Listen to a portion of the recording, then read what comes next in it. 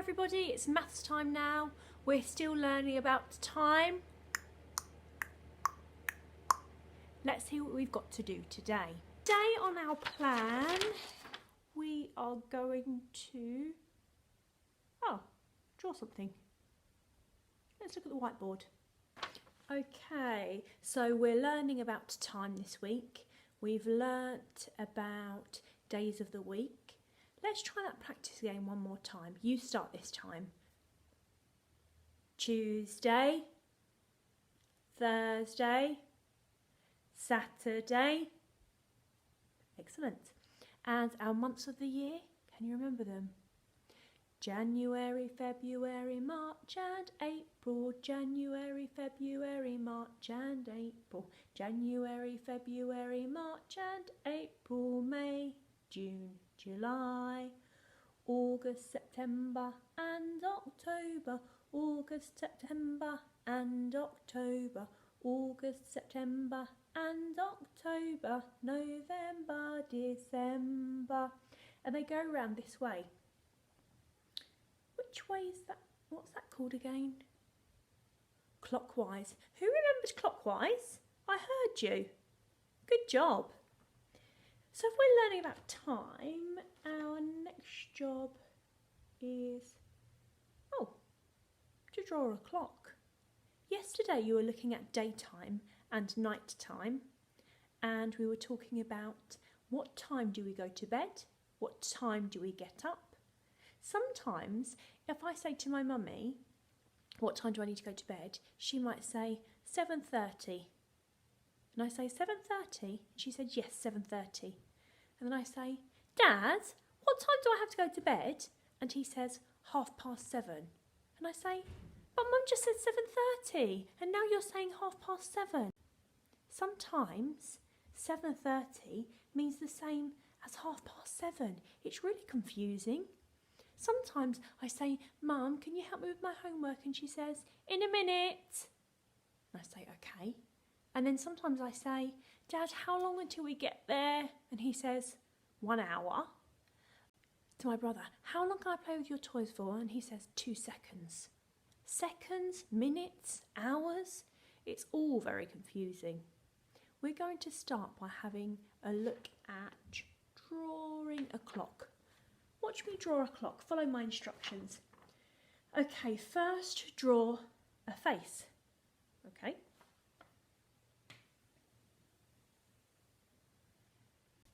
Two eyes, a nose, smiley face, some teeth, ears, some hair. Draw a face and some hands. How about legs, arms, a neck, a face and hands.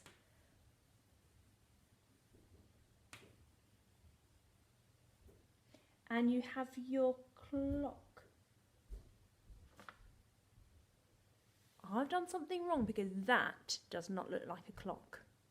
Okay, let's rewind. Oh, I didn't quite read correctly. So this is a clock. The round bit with the numbers on is called a clock face.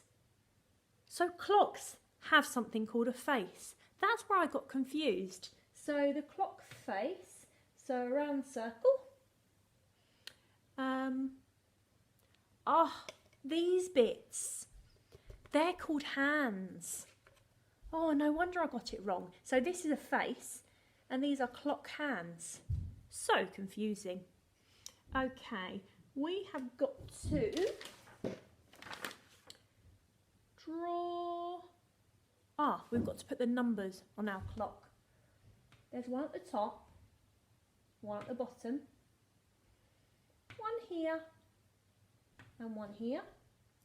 And then, so one at the top, one at the bottom, that's like from the ceiling to the floor, from the window to the door. And then in between them, 2 more circles. 1, 2, 1, 2, 1, 2, 1, 2. No, Tricky, it's not pizza. He thinks it's pizza. No, Tricky, it's not a cake with cherries on top. Okay, and the number... What's that number that's always on top of the clock? Pardon? You know that when we do maths, the number that's on, if you ask me how to write it and I say top of the clock, what's that number? 12. 12. Like that. Thanks. So 12 always goes at the top. Okay, at the bottom is always number 6. Do you know why? Because number 6 sits on his bottom all day long at the bottom of the clock. 12 is always top of the clock and 6 is always on his bottom at the bottom of the clock. So we know that. When we write our numbers, this is the first number we write on. So we start with number 1 and we go round, you've got it, clockwise. So 12 at the top, check. 6 at the bottom, check. Then we start here with number 1, 2, 3, 4, 5, 6, 7, 8, 9, 10, 11, 12. 12 is always at the top. Number 6 on his lazy bottom. And then we start next to number 12. We don't start that side and go round this way because that's not clockwise. Clockwise is always round this way. Here's a clock. This is the clock that we look at. Do you remember when we have our home clock? So there's no plastic on the front. So these are the hands. There's a short one there, isn't there? And a long one. That's strange that one is long and one is short. One points to the numbers, but it doesn't touch them. And then this one, can you see, tries to hide the numbers. How strange. What you're going to do today is you're going to make your own clock. Now, someone said that you cannot do this. And I said, I think you can. And they said, no, they're just in reception. They'll just put the numbers in the wrong order. And I said, whoa, whoa, whoa. No, they won't, because the children in reception know that 12 goes at the top. They know that 6 goes at the bottom. And they know that they start with 1 next to number 12 and they go round clockwise. They know that. You know that. Okay, let's have a look at your work then. So you're going to need this one first. That's the clock, the round circle, the clock elbow? No. The clock nose. The clock eyeball? The clock face. The clock face. That's the clock face. The numbers are all missing, so we'll need those. Here are the numbers. My brother's put them all in the wrong order and taken them from the clock. He must have pressed something on the print button. So you'll need to cut out the clock face.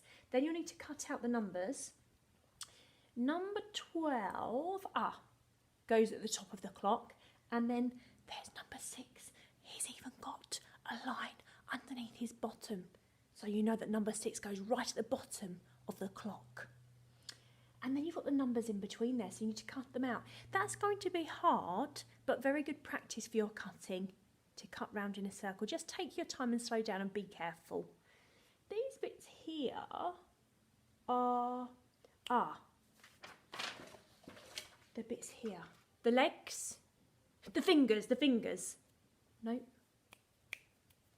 The ear holes. The hands.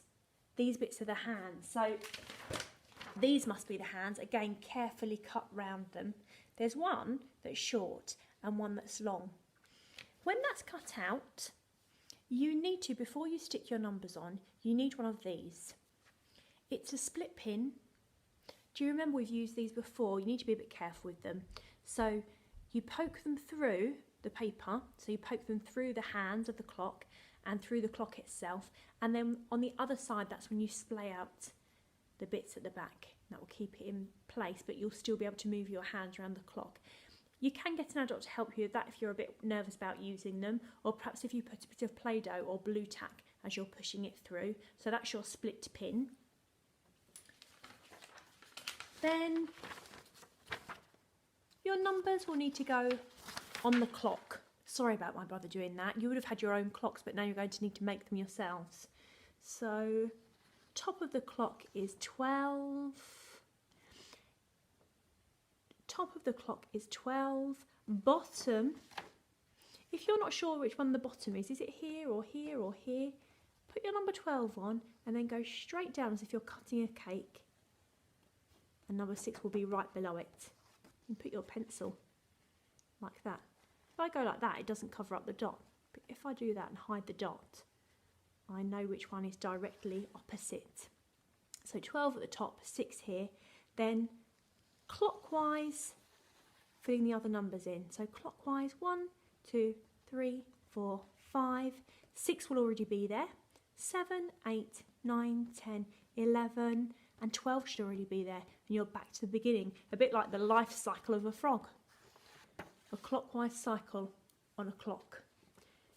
This little hole here is where you poke the split pin through to put your hands on there. And then you can play and change the time. Do you think you can do that work?